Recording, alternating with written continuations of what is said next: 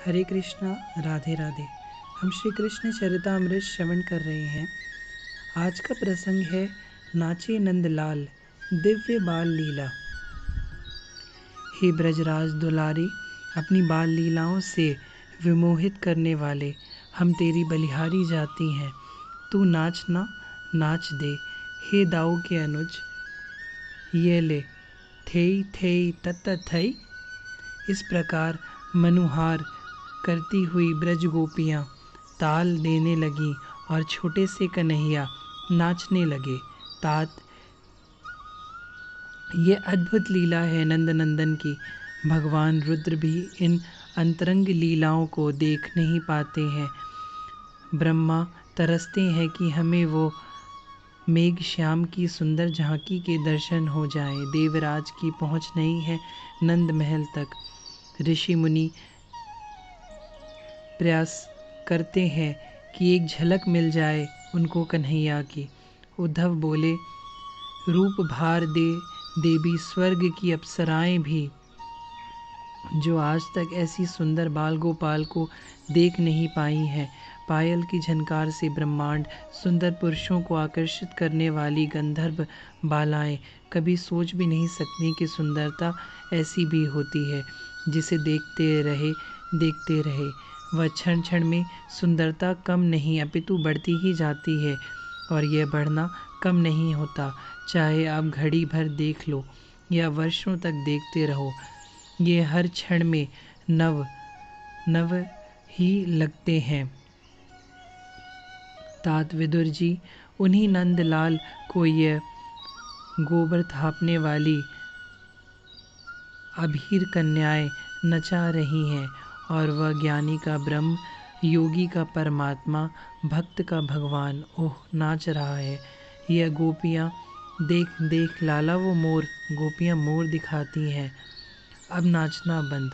मुग्ध होकर ये मोर को देखते हैं। मोर पंख फैलाकर नाच रहा है। लाला तू भी नाच ऐसे ही, गोपियाँ कहती हैं। कितने प्रसन्न हो जाते हैं ये, और अपनी छोटी छोटी दोनों भुजाओं को पीठ में ले जाकर फैला देते हैं और नाचने लगते हैं।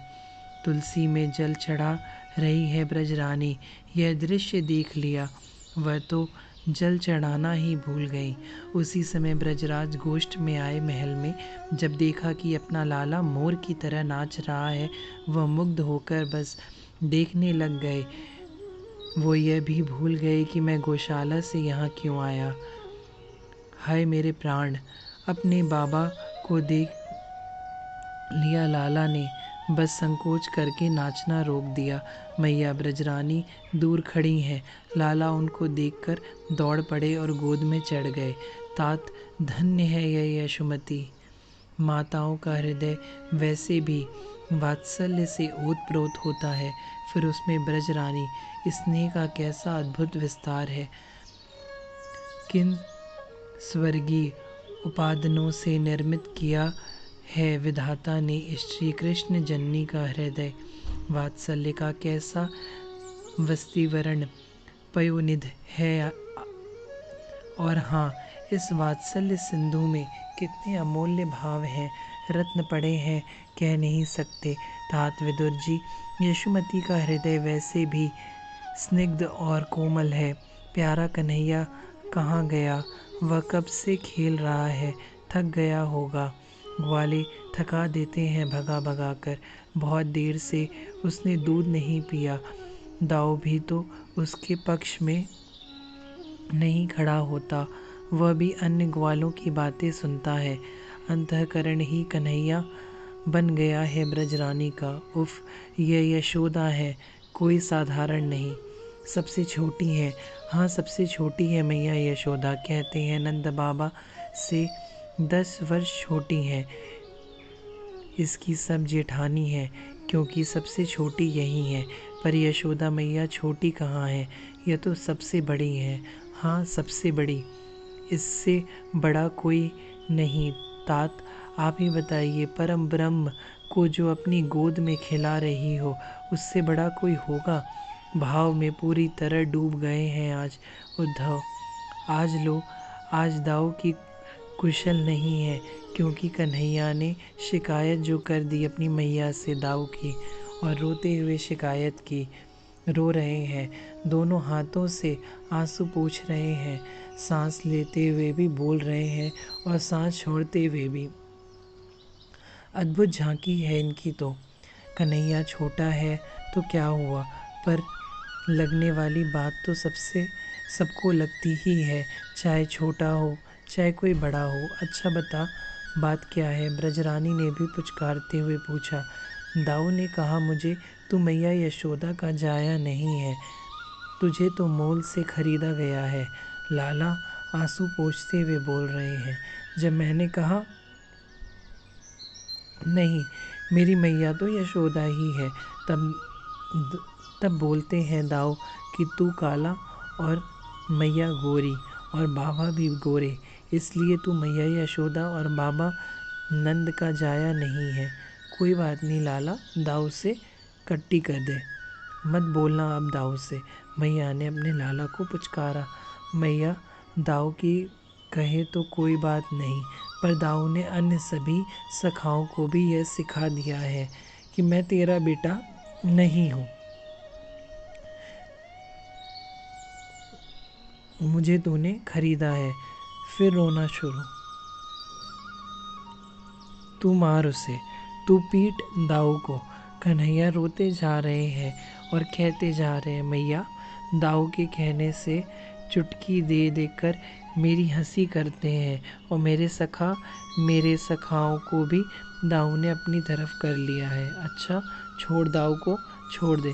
मैया ने इस बात को सरलता से कहा, पर बालक की बात को माँ सरलता से ले कैसे सकती है।